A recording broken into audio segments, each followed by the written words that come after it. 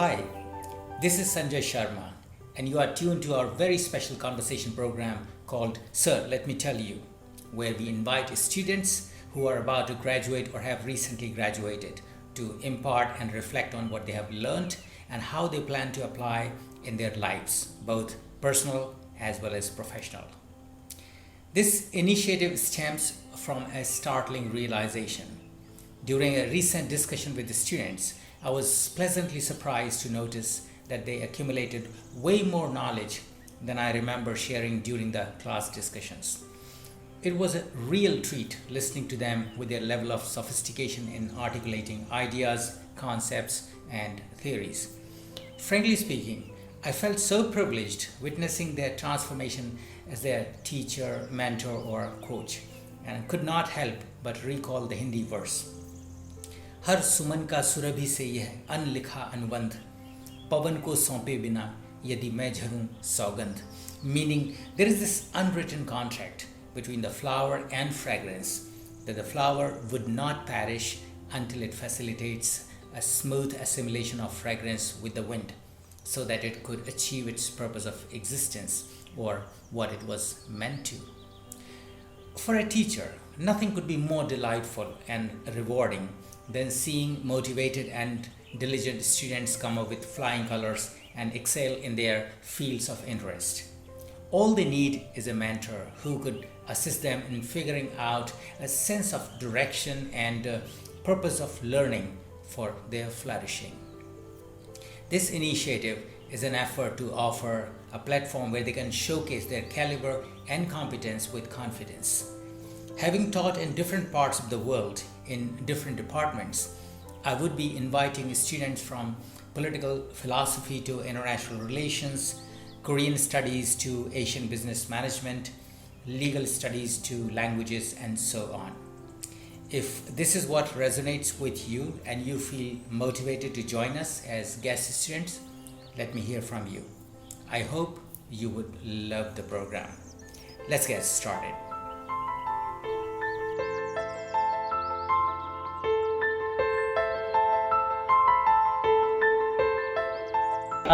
Welcome to this very special session of Sir, Let Me Tell You. And this time my guest student is Duong from Poland, from Netherlands, from Vietnam. She has a totally cosmopolitan background. She studied with me in the Netherlands. I think she attended my courses in business in Asia and business ethics, if I can still remember correctly. And she is, besides student, she was also in those days into photography, into modeling. Very warm welcome, Duong, for this show. Thank you, Sanjay, for a very kind introduction. I'm very glad and that I can attend this, participate this initiative. I'm very happy that you found time to join us. And as I explained earlier, this is for our students, and we like to actually share interesting thoughts and experiences. So I know that you have been reading a lot. You have already had you are also into marketing. I think you're a marketing professional. You have worked in the corporate sector. You have studied a lot. So for our episode today, what is that you would like to share with our listeners? So I think there are two learnings perhaps that I'd like to really share. One share, if I can maybe better, one learning, if I can better put it in a quote or in a saying, is that the most beautiful place to start is to start from the beginning. It is about going back to the point where you actually started somewhere in the past. And the second learning I'd like to share is about believing in yourself and knowing that everything is possible, whether regardless of where your starting point is. Okay. Well, I mean, if I listen to you, then invariably my mind goes back to your beginning, and I mean, correct me. I think there must have been a great inspiration coming from your parents. So I don't know if you would like to share about the story, how you started moving, and the moments or those milestones when you realized that you can always start from the beginning? Yes, I think what the biggest inspiration for me has always been my parents. I'm very proud of them, and I'm always so happy to share their story, even though it's a separate story from mine. But it's a very inspiring story. Sure. Actually, I'd have to go back into the times when they were just young or younger than me. They came back from very underprivileged, impoverished families in the countryside of Vietnam, where and they went through a lot of they experienced war. My father experienced it differently, and my mother differently. My father went to war when he was 17 years old, and my mother, well, she didn't go to war, but she experienced the poverty that the war brought to the countryside of Vietnam, living in a family of 10, and she was the eldest sister, whereby the responsibility always falls on the shoulders of the parents and the eldest children. But despite of their situation, I'm not going to elaborate precisely what exactly they experienced. It was very hard. Despite of their situations, they never let those experiences define them. My father, for example, when he came back from war 3 years later, he was behind in his high school. He had the dream of becoming a lawyer, and he wanted to change his country in a different way. But because he was behind 3 classes, so he had to study all by himself. Um, the knowledge that was missing. He jumped 2 classes that in 1 year. He managed to pass all the exams. And he told me the story that he was sitting outside the window of the third graders and listening to their lectures because he wasn't allowed in. And long story short, he was accepted to the law. Um, and he not only that he was accepted, but he actually won a scholarship to study about 6 or 7 years in Russia to study law. And remind you, it was what, 1960s or 70s. Um, so that to go abroad and to be selected and to be funded by your government to study, it was very prestigious. You were the best among millions of people. The same story went for my mother. She won the same type of scholarship to the same type of school, but for medicine.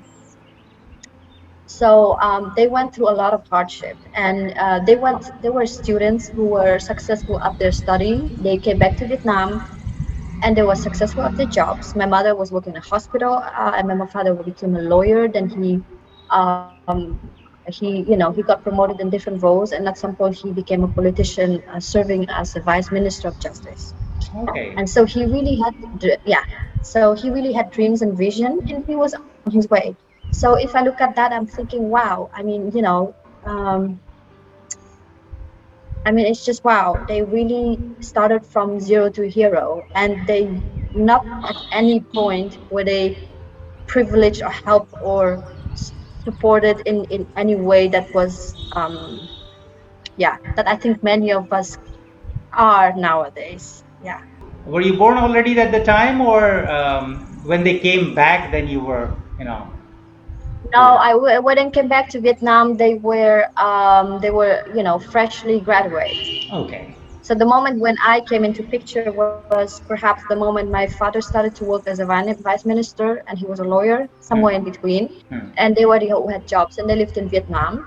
But so that's where I was, and I know the story from their stories, from the pictures, from the photos, from their friends, from my family. So I hear about it, and um, what, shortly after, even though, as I said, they were successful and they managed to live in Vietnam in a really great way, life was just too difficult after the war. And the difficulty wasn't precisely because of poverty, but precisely because of that some people were so privileged more than others, or whether you privileged or not, there was no access to things like everybody had to stand up at 2 o'clock in the morning to stand in a queue and get the fresh water from UNICEF. with two Oh. buckets. So Hmm. you're rich or poor, you didn't have clean water to drink. So that was, in the opinion of my parents, a very humiliating or very difficult way of living as a human. And perhaps because they went abroad, so they had a different perspective, and they knew that there is a different kind of life that my children could have. And I think, there's a difference between surviving and thriving.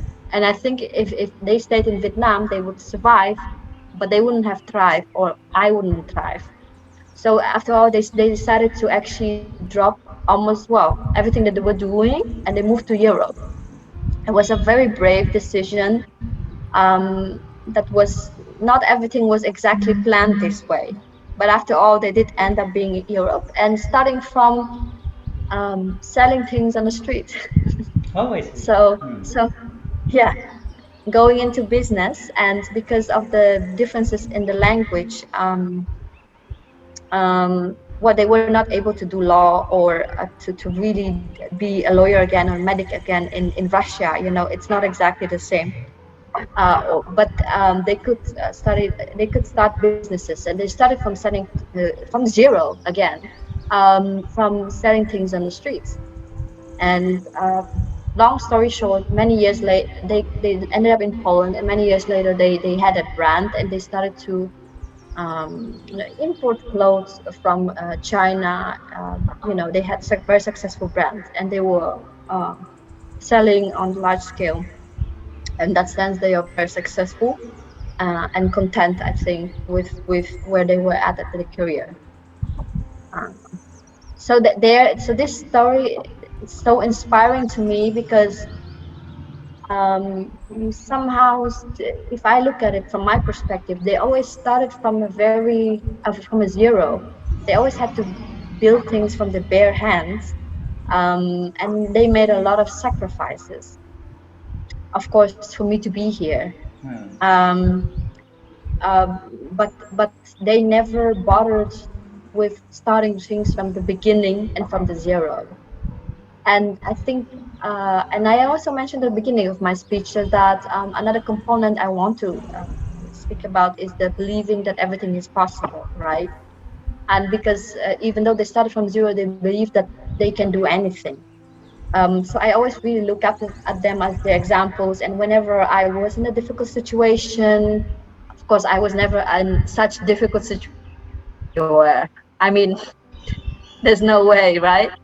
Uh, but whenever I was in difficult situation, I wanted to give up or think I can't do this, or no, that's no. And I kind of visualize in my head that the image of that girl, like my mom, who had to walk 3 kilometers to school to achieve and to be somebody, or that boy who came back from war being a teenager, having his teenage and childhood and youth disturbed by war, and then still moving on and not letting those really depressing experiences define them.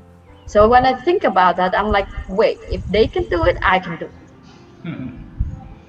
And if you think, oh, but but I need to have this to that, I need to do this to that to be able to succeed. Well, people started from zero and they could. So this is where they have been always an inspiration to me, with dealing with difficulties or going through obstacles in my own life. Wow. So that was your, I mean, for them, it was first movement was to Russia to study and then come back Mm-hmm. again, then again building a career of a successful lawyer, and after that, the vice minister of Justice Department, huh? Yeah. And then they decided to quit everything and move to Europe and to Poland. And They actually moved to Russia, mhm. and they were moving around a lot. I mean, they were in Russia a year or two, and then in Belarus, and then in Uzbekistan, which is all in the same area. Oh, yeah. And maybe about 4 or 5 years later, they really stopped in Poland and decided to stabilize there. Okay. So Yeah. with this comes, the next step. What kind of mobility that you observed in your life?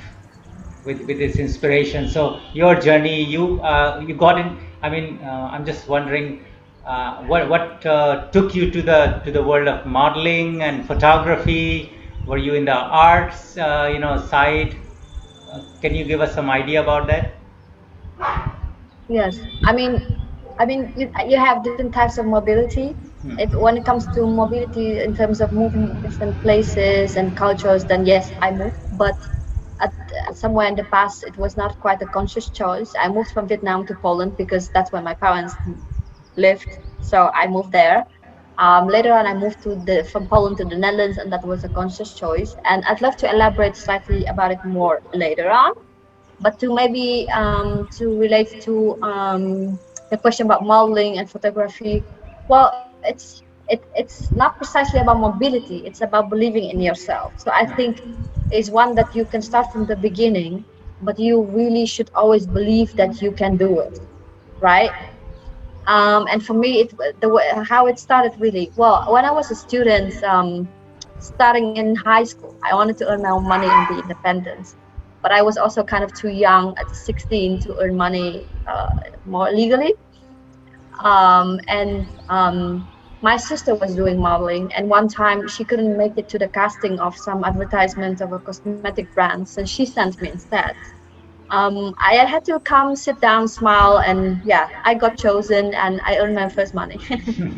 So it was really easy, and I was never so much interested in modeling in the past because I thought, well, I'm too small, and I didn't feel like doing all those things. But it was because I was young. I wanted to have my own money, and I realized, well, if once in a while I can just stand in front of camera and smile and save for my own spendings, why not? So that's how my career with modeling started. But once it shifted, I learned things like, well, you have to build up your portfolio if you want people to constantly be interested in you and see. um, and building a portfolio is also, I learned so much from it because people really have this misconception about how modeling or fashion is so easy and you don't have to work hard at all. And all you have to be is look good. You don't need to have skills. You don't need to be intelligent or smart at all. Well, perhaps it's true in some cases. Some cases aren't, but I know that I had to work very hard. And from looking at other models, they work very hard too. One of the things about building up your own portfolio, I was a freelancer. I was not, well, I was signed up in a couple of agencies, but I was not, I managed my own career, modeling career. So I had to define my own goals as a model. And that first being that I had to build a portfolio, and the portfolio is that you need to show how your face or your personality looks very different on every picture in different setting and contents. So you have to show that you are a flexible person and that you don't always look the same, that you can show emotions, so you can act. And that you are also, you're building up your opinion in this industry, right? People know, oh, she's really easy to work with, she's very polite, she's very professional, she shows up on time. So these kind of things were the first things that I think built up my work ethic and learned me, how to work with others and how to be professional. And one of the pitfalls that a lot of people can fall in when they're falling in modeling is that when they start modeling is that, when you're a model, you're being taken care of by makeup artists and stylists and photographer, and people are nice to you. So you kind of feel like, oh, I'm like a princess, right? You feel like you're taking treated like a princess, and you're pretty. At some point, you do realize that. So, and they take care of you because you are the main subject in the pictures. And then people tend to fall into pitfall of being arrogant, of having wishes like, oh, I don't want to wear this, I want to wear something else, I don't look good here, I don't want to do this what you're asking me, and can I have extra coffee and this kind of things. And you really need to watch that you don't come across as arrogant or kind of bossy, or you have your wishes and you don't, and all those people are there for you to serve you. And that is the main, well, as a model in any kind of photo shoot, if you work with other people like makeup artists, stylists, photographer, assistants, and other models, You are part of a team. And you are only, even though you are subject on the photograph, on the final work, um, the the work that you're presenting, the content of the story, is something more than just you, right? So so let's just say I was attending this a photo shoot for Renault, and it was basically, it was about that I had to. I was slightly discriminating if I look back at it, but it was about um,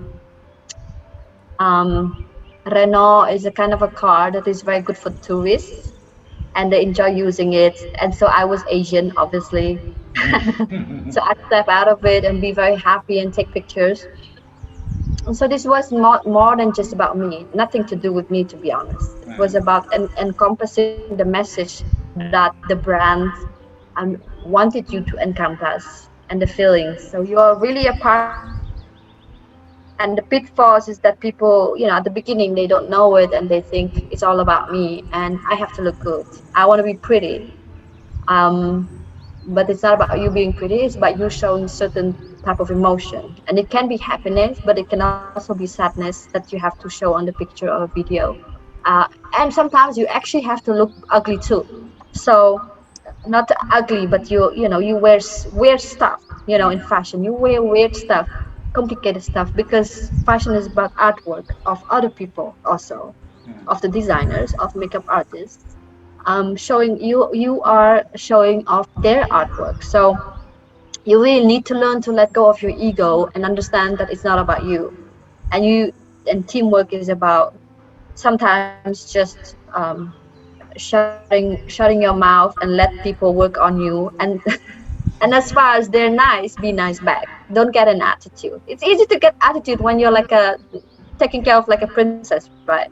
So so it's one thing. And about portfolio building, I had to define myself which photographers I want to work with which makeup artists I want to reach out to, and what would be beneficial for me. Are they good to in showing models' emotions? Are they good in photographing models in certain type of settings, like studio or outdoor, or what kind of outdoor?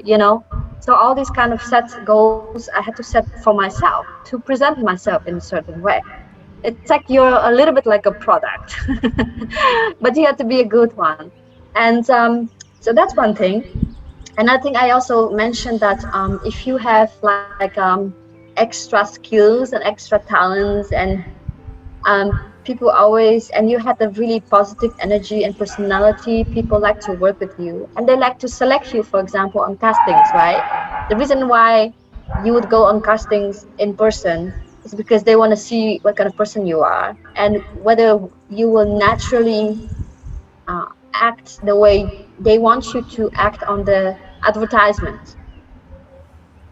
Because advertisements, you work with people who have never been actresses and actors before, so you're not expecting them to know how to act. So you have to select people who are naturally encompassing certain features that you want them to. um, and so in that sense, personality really counts, because they look at you. Are you positive? Are you respectful? Are you professional? Showing up on time. If somebody didn't show up on time on casting, likelihood they would get chosen was really low, because yeah, if you don't show up on casting on time, what if on the day of the set you're going to be late too, right? If she's nice, and looking at the face, is that person always smiley? That's great, because that's what they need. Or not. We're looking for grumpy person, so we so we want the grumpy person, or we want somebody who can at least act that they're grumpy. So that is the skill set. And because I was not a fashion model, I think I'd like to point that out. I was more like a photo model, so a person who poses for photos or participates advertisements. So that involves more kind of an acting as well. And so so in that sense, it also took some efforts to always behave right properly.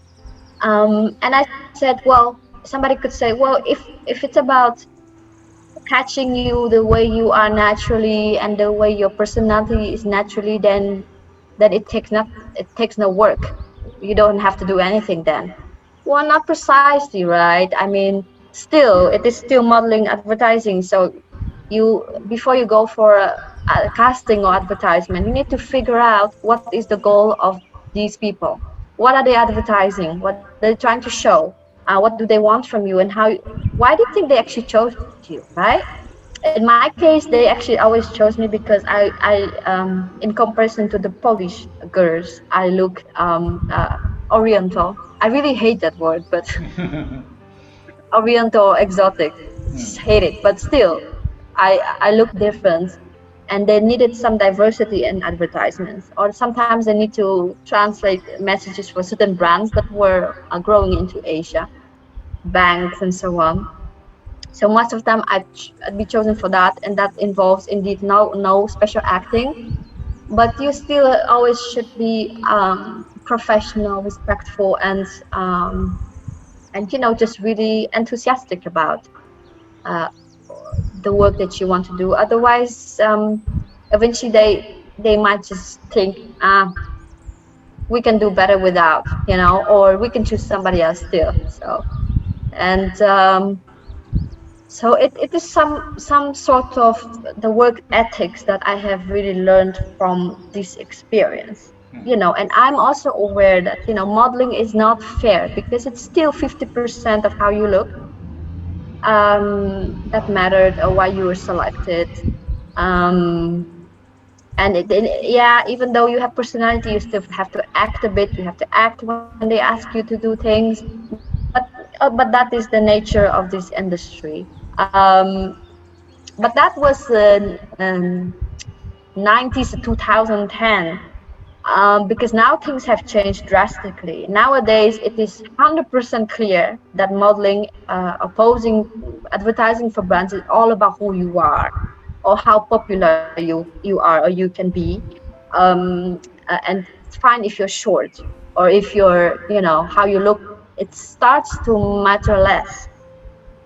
And if you look at some of the celebrities that get like $1 million deals, and they are full of Botox. So nothing to do with their look precisely, yeah, okay, but also maybe nothing to do with their personality, but how they got themselves popular, and if that's what they wanted to achieve in their life, they kind of got it. But yeah, in my times it was not so 100% clear, and only if you were in that industry you could understand it. And that is something that differentiated the smart models from the unsmart ones, or the beginner ones. We are smart, you understand about, it's not just how you look, but you too. So how you represent yourself. um yeah, so it's something that I've learned from it, and I bring it everywhere I go. Is the work ethic. Like, I try to be always on time, and if I'm late, I apologize. Understand that there's a bunch of people sitting there waiting for you, so we can all work together. Um, Always be respectful. You never know who you're talking to as well. um, and What else? I mean, and I think what I also learned is to take care of your own career, setting your own goals and your objectives, how you want to be perceived as well in terms of image. So I think it's something that the reason why I kind of, now that I'm doing marketing, is because it's related to PR and marketing. I don't work on my own image, but I work on the image of other brands, and it's kind of a knowledge I brought with me. Um, and next to modeling, I was studying full time my bachelor studies, and later on master studies. So I also knew that modeling is not something that is going to last forever, and not for me. It wasn't going to be my full-time job, because you get the call off for advertisements once in a few months, and you never know when. So it's not like you're going to sit around and wait for that opportunity, or I can understand how somebody would think that way. At the beginning I did, but then I realized, no, just just be relaxed about it. Don't be too serious about it, and put more effort into studying as well. So so Yeah, yeah. That is what actually I was going to ask you, that you realize that this is not going to, or you're not going to continue for very long in this profession, and then you thought of studying, especially you chose to do business study. So Yes. how did you think that business study is going to help you, and whether it enabled you to achieve your goals after this modeling phase? Um, to be honest, I started business because I wanted to understand how the world works surround me, how things work. And you can learn that in many ways. But I decided for business because I think in some way at that time, and I still think that, but that it is a social study, but it's also going to be practical and prepare you in the future to work in companies. Um, Nowadays, I don't like to use the word companies or working in companies. I wouldn't set myself this goal at 100%. But back then, that was the kind of a future that I saw for myself.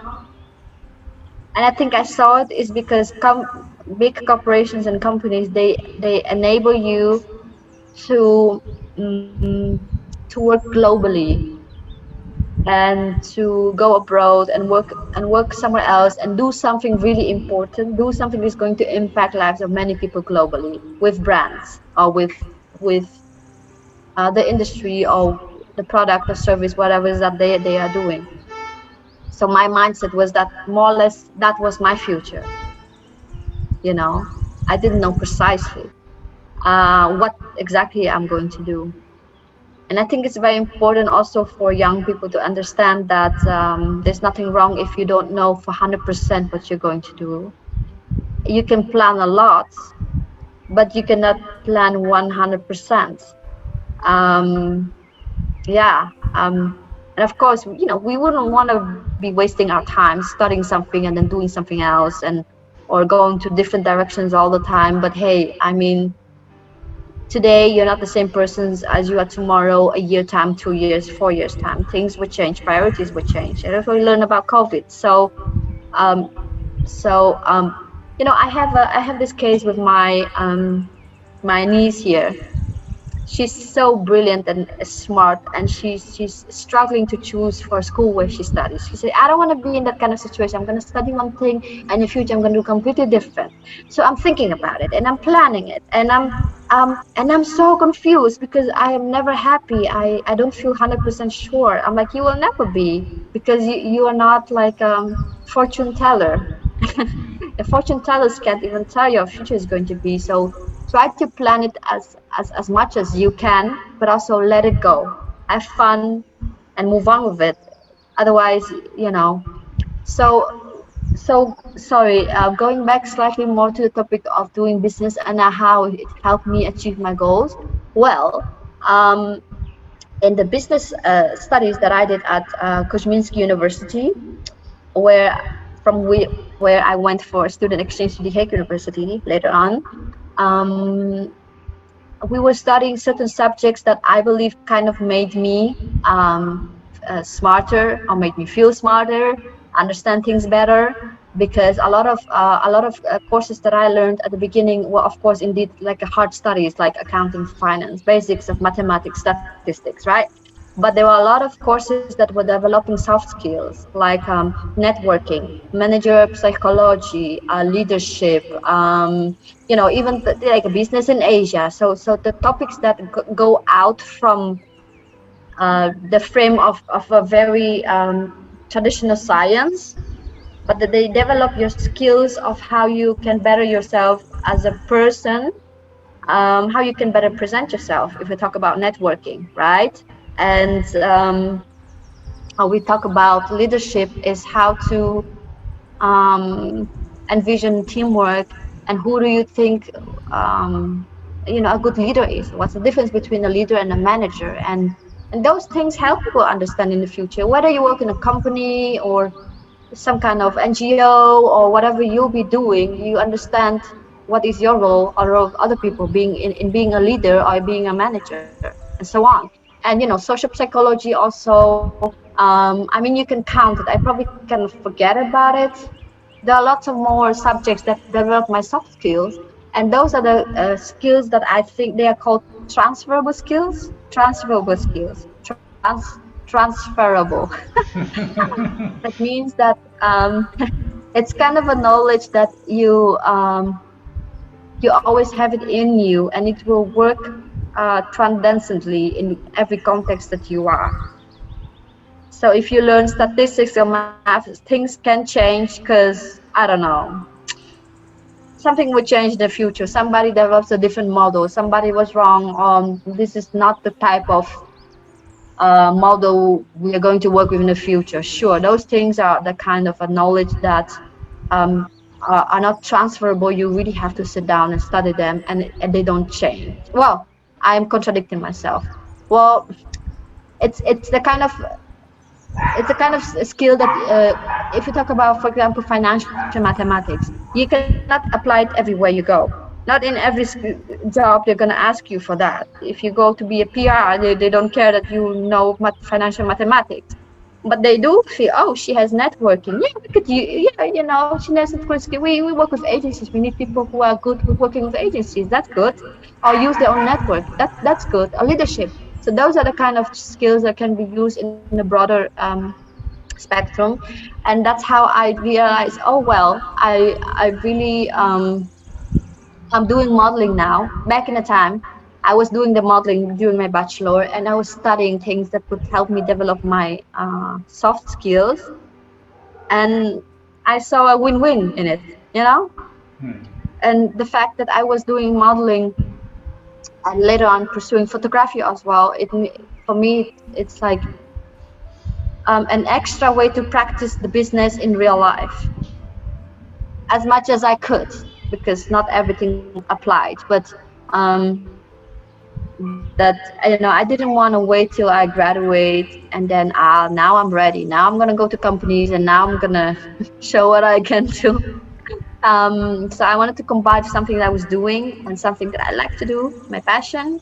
So how did I use it? To be honest, well, um, I think I mentioned goal setting is strategizing. So as a model, you really need to see what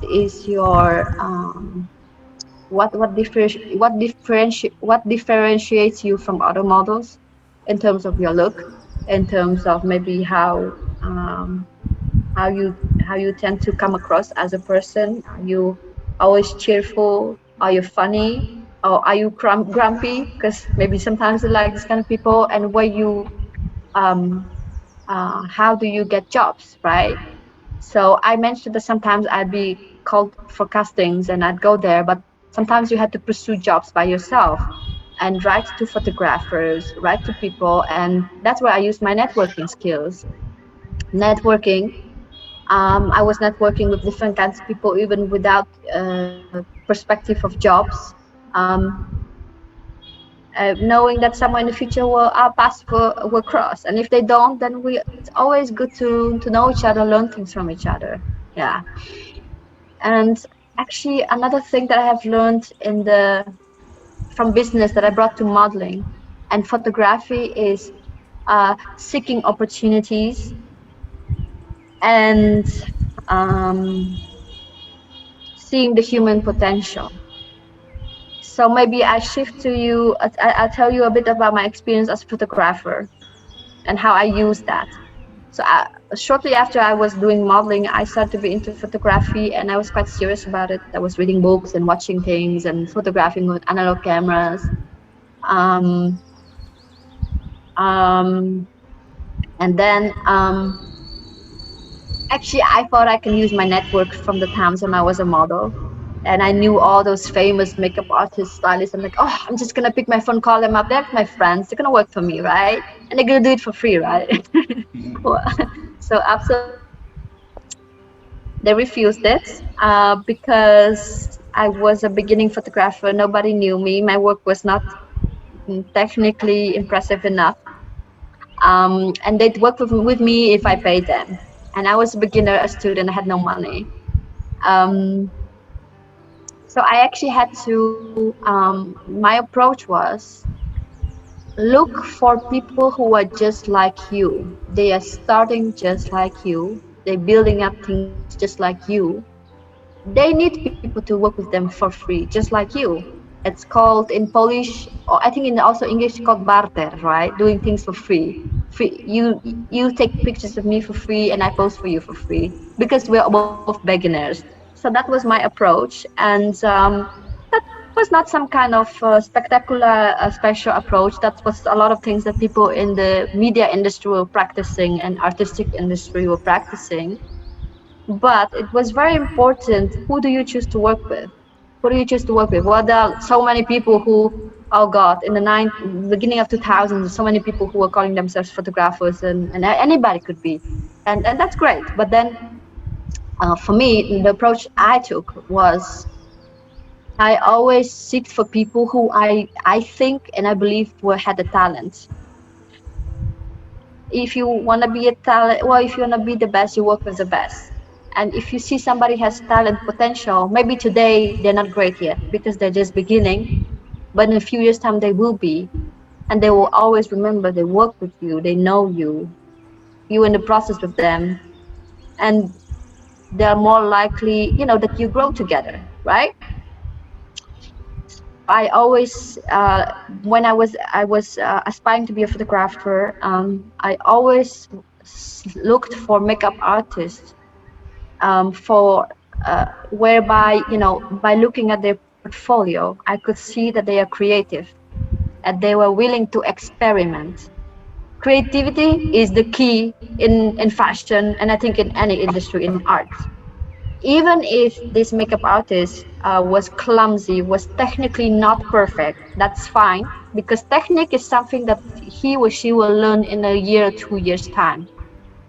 But creativity is something you cannot buy, and the courage to experiment and do something different that everybody isn't doing, and having this vision, it's something you cannot buy.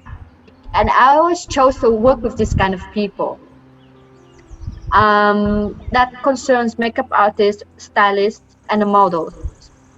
For models, it was different. For models, it was about their personality. It was so important for me to work with models who were very professional, polite, respectful, and confident woman. It's very tricky because in modeling, the girls, they start doing modeling when they're 13, 14. They're like teenagers, they know nothing, and they're so innocent. And but sometimes, and quite often, they weren't quite sure why they're doing modeling. They did it because they wanted to be pretty and famous and make some money, and and then that's it. But there were so many more girls who really knew what they wanted from this. They really, you can see from speaking to them, and are they doing good at school? Do they have extra talents? Do they achieve things? And that tells, it's also like hiring people and checking out their CV, right? Figuring out what kind of people they are. The same with models. So I always chose to work with this kind of models that I liked their personality, and they represented something. And before doing a photo shoot with them, I always invited them for a coffee, because I wanted to let know to who they are.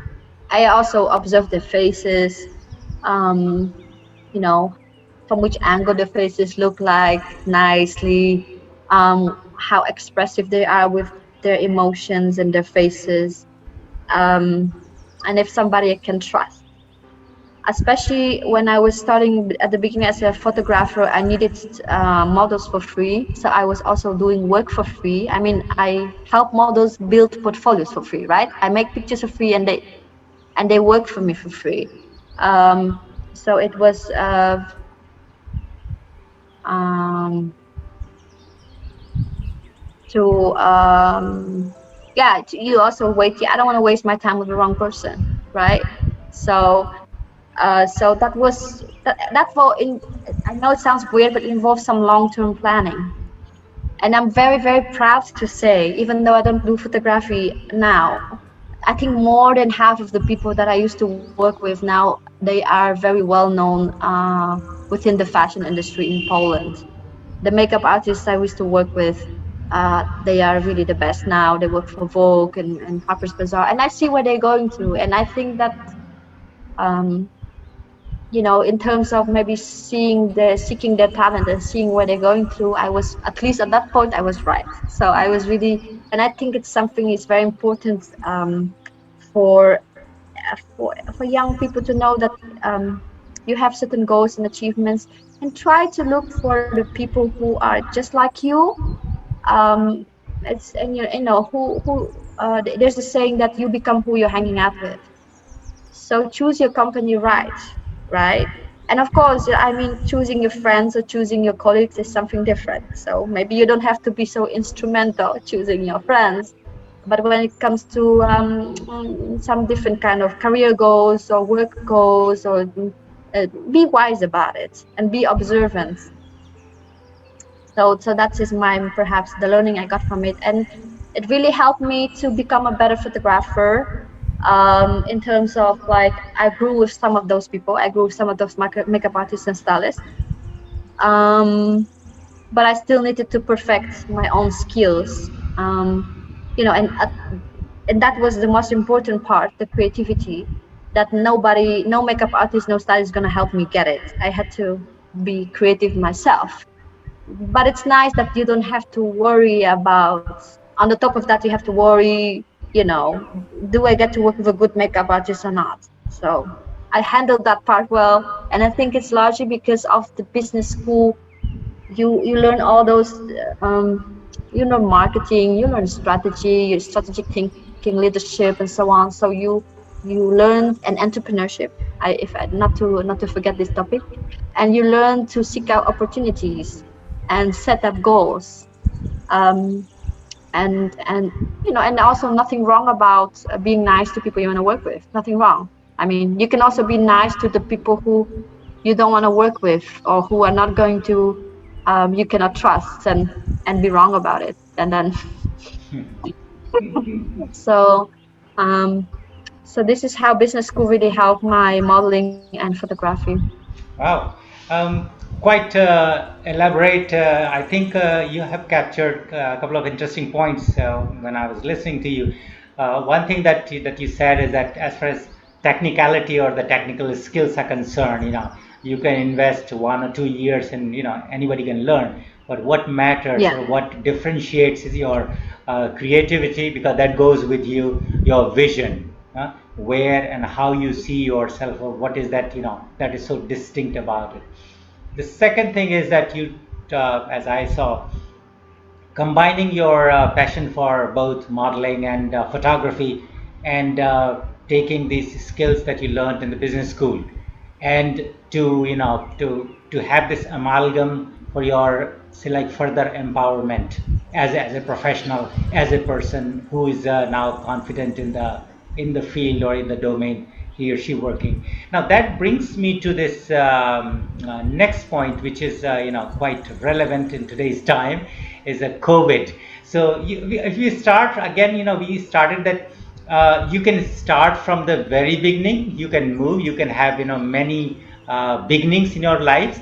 Um, Mm-hmm. Currently many people are facing this COVID in terms of their jobs, career switch, or just life, personal life per se. So if I could ask, how has it impacted you, if at all, or if so, and how could you actually weather it? How could you manage or handle it? Would you like to share something on it? Yes, sure, of course. Well, COVID impacted me immensely, and, it's difficult to make comparisons since everybody has different experiences, are in different situations. I mean, some people lose their family members, some people just, lose a job, or they had been just sick, and then that's it.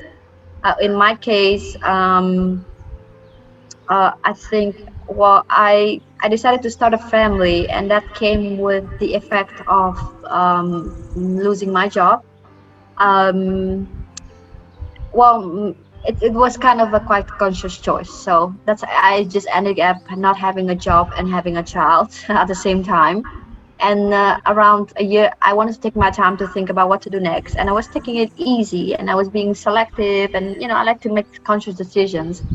But by the time I recovered from being pregnant, having a child, starting a family, and I was getting back on track with searching for a new job and feeling confident, COVID came.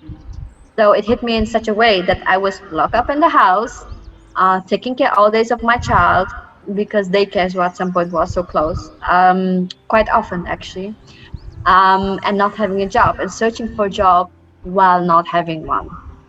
And we all know how difficult it is to search for a job when you don't have one. People are less willing to look at you. So it impacted my self-esteem a lot. I started to think, it was not the first time I was looking for jobs and so on. So it was not a new experience, but the first time I started to think, I started to doubt myself and think maybe marketing isn't for me. Um, Maybe I'm just not good and I just kind of drop it. And I even started to think, well, maybe I'm just not intelligent enough. I'm not intelligent. People don't want to tell me. Maybe I'm not. And it's the first time I never thought about it. The first time in my life, I thought I'm just not smart enough. And that's the worst thing that I think people can think about themselves. One of the worst things, and it affects your self-esteem a lot. And and the situation of a woman thinking that way, being at home, being with a child, um, also thinking, am I going to fall into this kind of um, pattern whereby I'm a housewife and I know nothing but just taking care of a house and of a child, and that's my life. So that was very hard. But I kept on moving. Oh, I think what really helped me is having a partner, my husband, who was extremely supportive. He himself also had to gone through his own obstacles to be able to cope with COVID and take care of the family. But despite of this, immensely difficult situation for him, he continuously supported me, right? Oh, you need to search for jobs and apply for them. Prepare for your interviews. You need to take a courses, take them. I pay for them. And we need help to take care of. We share the days when we take the child. So I think it is such an immense. He was such an immense support, to also to know that somebody loves you so much and cares about you to support you regardless. So if you don't have a boyfriend, girlfriend, husband, wife, it can be your family and friends, people who constantly are next to you and say, you can do it. Just do a small thing today, just apply CVs today, and tomorrow you'll do something else. So that's very important. He was supportive, but that wasn't, of course, enough for me to feel better because I applied for like hundreds of jobs and I got rejected all the time. And I really quite understand it because I'm like, hey, I have education, I have working experience. I'm not like, so how come it's so difficult? And then there came this thought about also, um, recruitment is not always so fair as well. So it depends. You never know. But a lot of times they're quite discriminative and there's nothing you can do about it.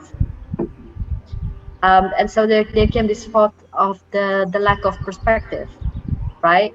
Am I always going to be struggling because I'm in this place and I'm a foreigner looking differently, and people assume my experiences and skills are lower, and then that's it, and I'm gonna be always stuck with this. Um, and the lack of perspective also, that this will never end. Um, or if I don't really find a job, I will have to start something completely new.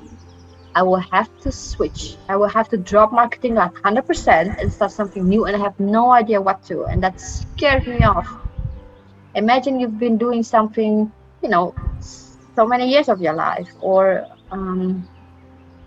you've been going through a certain path, believing this is what you should be doing, and then suddenly you have to drop all of this and do something completely different, and you don't know what.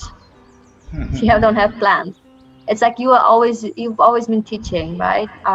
Not always, but then now there comes a thought into your head that that's not the thing for you and you have to go on do something else. It's very hard. Yeah. So that was what how it affected me, and the way I came out from this. Well, I just kept on trying, um, because somewhere deep inside, I believe that there will be better days coming. And when those better days come, I should move on with it too. Because you can pity yourself and cry in the bed as long as you can, and until you cannot anymore. You have to take an action. And taking examples from your surrounding. I mean, looking at my husband, how hard he worked, and he still supported me, you know, and all thinking of my parents when, I just experienced job loss and COVID, but they had to go back to studying from being from war. Yeah. So, um, so looking at that, you're like, hey, come on, don't be, don't be a loser. If they could do it, you can do it. And yeah, so that's and actually, I it's so funny because I know this movie called The Sound of Music. It's like an American movie about, I guess whoever watches this and knows The Sound of Music will know. And then there was a quote from a song there that says, let's start let's start from the beginning, because the beginning is the most beautiful place to start. It's the best place to start. And I think it's the something that stops people from moving on is they think, I want to move on from where I am right now, because going back to where I started is, it means failure. It means that I didn't make it. It means facing my family and friends and feeling like a loser. Acknowledging something didn't work out. I don't want to do that. Or, of course, there are technicalities of starting things from the beginning, like doing everything you used to do all over again, right? Um, but I don't want to talk about that technical part because, yeah, we all know it. You just have to be hardworking and driven enough to deal with that problem. But the problem of the feeling of failure and the shame, um, well, how I overcame it, I think perhaps living in the Netherlands and having this kind of Dutch mindset, and Dutch people are always very hardworking, and they always put a lot of emphasis on doing things right. Doesn't matter where you start and who you're from or what you are, have certain conditions or situations. Try to do it right, and if doing right means going back to where you have to go back to fix it, maybe it's the beginning, maybe it's the middle, it's near the beginning, do it, because there's no way around. If you just want to move on ignoring your problem where the core is, you will always have to work double to constantly cover up and fix things, but not dealing with the problem right where it was. And so for me it was, well, for me it was more about searching for jobs and thinking, well, I had to revise my experiences and revise what I have achieved at my job and what I've achieved at my school. And I didn't think about what I have not achieved, but what I had achieved and how, where it is needed, where can I use this, you know? An achievement success is subjective, you know. For me, for example, let's say, getting a C3 level in English, is like, oh yeah, it's quite a basic. If you study English at school, you do your business studies in English, you gotta have this, whatever. But I failed in this. I failed in statistic. How shameful! And then for somebody else, even passing this C3 English certificate is such a huge achievement. They've been working on it, so so it's so subjective. So perhaps leave out the part where you think something is a failure, something is a success. Leave out that type of thinking. And it's very difficult because when you're from an Asian culture, there's a huge pressure on having a career, you either succeed or you fail, or You have to avoid shame at all costs. And it's a different culture because, let's say my experience in for example in Poland or in the Netherlands especially, people are more encouraged to speak about their experiences, including the failures or something that didn't work out. It's more appreciated that you learn from it and you're willing to talk about it, and that you bring then therefore a transparency in your experiences. So if we talk about work, you're like, hey, it didn't work out at this job because of this and that. My boss wasn't nice, or but to be honest, I think I made some mistakes and this and that. So people appreciate that more than if you are constantly trying to make yourself look positive or successful, um, or build up that type of portfolio baggage with you. It's just more difficult. It's more difficult. And it might be also that, yeah, you're honest, your truth, but you think that you're only ready to show yourself once you have collected all those achievements and success in on your CV. And then by the time you look around, it's been 5 years and things have changed. So you're ready whenever you are ready to be transparent um, about your experiences. Um, and that includes, for me, for example, when I started to revise my, for example, I was searching for jobs, right? I had to revise my career and what I had in my CV and my skill set. um, I realized that I do have marketing skills. You know, I'm not stupid.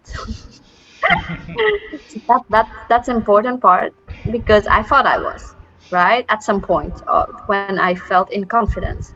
Um, um, and I have worked hard on certain skill set as a marketer that I have. I have built them up very hardly, and some of those people don't have. So I try to, instead of focusing on what I have or don't have, I start to see where I really fit in, into what kind of marketing role I fit in. Where is that they're looking for people like me? So not focusing on just kind of like overall view of success and failure, but more about what you can do about what you have already. Skills and experiences, things that you have already, because you can do it. So that's how I started to think, actually, I am good. I'm good on certain things, and I decided to pursue marketing communications, or anything that involves also marketing strategy and analytics, because I like to do those things and I was good at them. I am good at them. So I started to pick myself up again, writing hundreds of letters, also accepting that they're all good. A lot of them will be rejected, and this has nothing to do with how good you are, but recruitment is, I think, maybe something I can share with a lot of people watching this, is that quite often the companies, they post jobs, but they already have someone internally who was already doing the job, who deserved the promotion. um, but because of the legal issues, they always have to post the job officially on the website or LinkedIn to get the process going. And then you apply for it. You think, oh God, there's a job. You apply for it, and you get reply that you weren't. Unfortunately, you're not selected. And a lot of times, companies nowadays, because they have so many candidates, they don't have time to give you feedback or write you what was wrong or whatever. Um, and then and if you really believe whatever you email that you receive, you'll think that you're not good enough, and it had nothing to do with you. They just had somebody internally who was doing the job already. So take in mind that whatever feedback you're receiving one time does not mean that that's an ultimate truth forever. Wow. So that's very important. Yeah. Yeah, you have, I think, very nicely summed up everything, starting from uh, when you say that, come on, when my parents could do in those situations, this is not that bad. So there must be some way, out for that. The second thing that you mentioned about is that it's also time to appreciate your say you need to talk about your failures. Sometimes things don't work, and if they don't work, it's Yeah. not always about you. There are hundreds of different variables or factors. And luckily, as you mentioned, that places like in Poland and Netherlands, people do appreciate when they listen to your story, and they understand that it's not that you are always things would be in your favor. So that reminds me of Yeah. that most of the time people are told, especially young students, that be positive, think positive. So Yeah. it's kind of like okay not to be always positive, sometimes things that Yeah. in a realistic sense. Yeah. And this is also important. I mean, as I mentioned, this program is basically for our younger students, especially this year. We saw that they haven't been to the campus, and then they realize that they are about to finish their degrees, in just few semesters. Yeah. So Yeah. how is this job market, the career orientation, the planning about life, both personal and professional, going to be? It's a big and it's a very genuine concern. So it's in this context, I Yeah. think I really appreciate that you have told so many things from your personal experiences. And I think there is a lot of gems inside, if they can pick up. And many things are, again, in that sense, transferable experience, like transferable Yeah. skills. So they would be quite they would benefit from that. Well, I think I Yeah. can keep talking to you for hours and hours, but Yeah. Sure. given the format, um, are there any, because again in the context of COVID, which is quite overwhelming, people really are at the end of their wits. They don't know when it's going to end, what would the world look like, what would be the scenario of the jobs and career would be. So if you are to tell them as a final words, what they should watch out for or keep in mind, what would be that addition? Yes. Well, I mentioned about transfer skills. I think I have two things to mention. One is about the fact that right now there's a rise of startup scale-ups and tech companies whereby the technical skills such as being a developer, a programmer, and anything related to AI or machine learning has become very popular. And there are many other technical types of jobs, of course, that will likely to make you think that you're only fit for certain types of future if you obtain the technical skills. Surprisingly, because I've been observing and reading a lot about machine learning, which is basically statistics, basically, nothing more, um, is that even within that field, you always need people who are actually have the transferable skills, and not purely technical skills are unfortunately not enough. As a matter of fact, anything creativity, especially creativity, is something that companies are real any kind not company, sorry, I'm using this word too much, but any kind of organizations and places, they really seek for creative people and people who can think about solutions um, and give their input. And it's not technical skill. So don't get yourself being wrapped up in this whole movement of vibe whereby you get discouraged because you think, oh, I don't have that technical skill. You should absolutely pursue to better yourself. Absolutely nothing wrong about it. I do encourage, but don't let this discourage you that you don't have certain technical skill. You should invest as much as you can on your soft skills, developing your soft skills, and doing things that challenge your creativity. So, for example, eventually with machine learning, for example, one of the things that has been learned is that machines cannot be creative. So, Hmm. so in the many types of applications or product developments, anything that involves creativity, the role of machine stops. Think about that. um my only advice is soft skills have always been working for years. It's always been something that was desired from a business person, salesperson, a marketing person, and even nowadays from developers and so on. It never changed, and from what I observe, it doesn't change still. So if you go into all those AI machine learning events and so on, you'll see that what they say is that machine only helps you solve certain types of problems if you know what your problem is. But quite often the problems that companies or organizations have nothing to do with the technical part, but the human part, and only human can solve it. So that's where I suggest that you invest your resources in, and if you of course can upgrade your technical skills, by all means do it. By all means do it.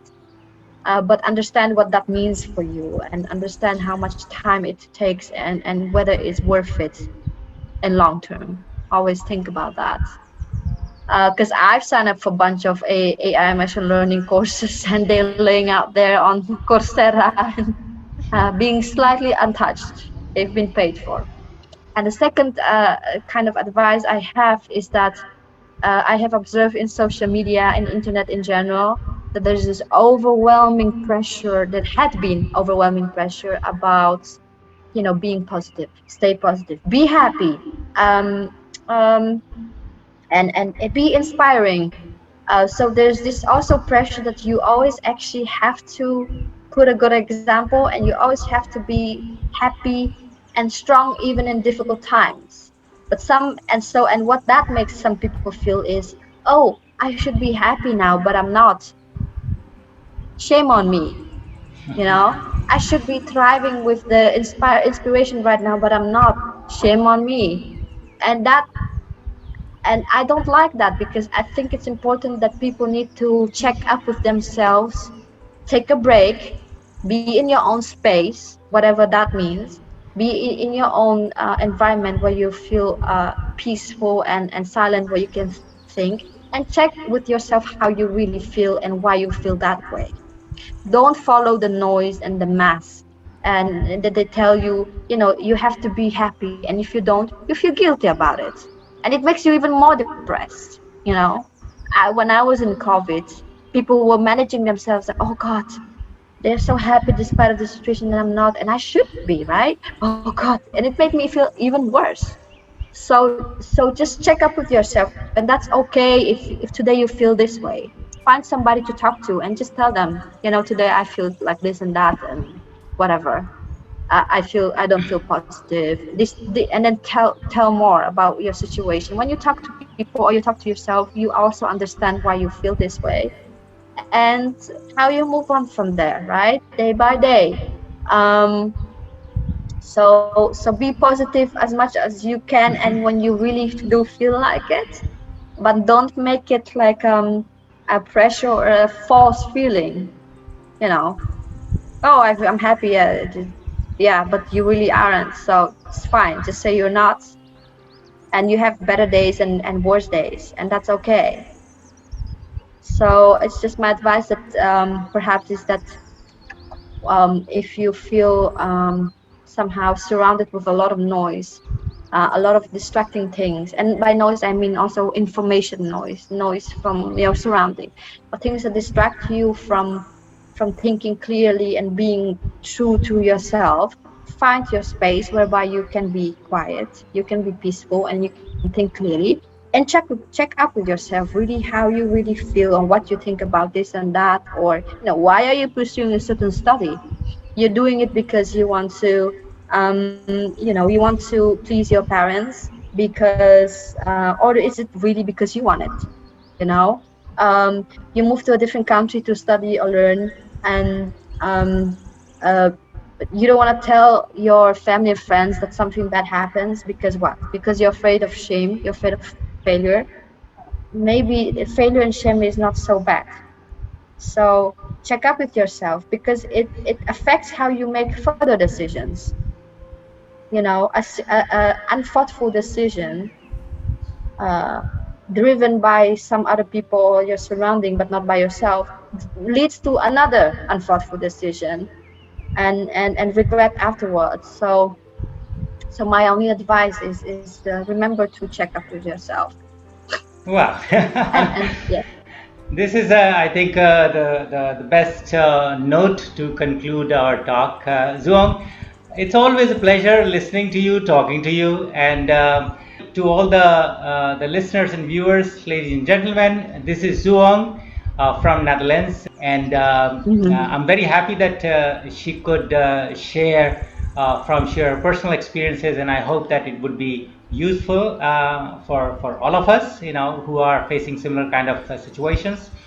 If you like this program, please feel free to provide us feedback on it, on the contents, on the mode of delivery. And if you are interested in joining the program, that would be great to hear from you. And Zuong, once again, thank you so much. It was my pleasure. Always a joy. See you Thank then. you. Yeah, See you then. yeah.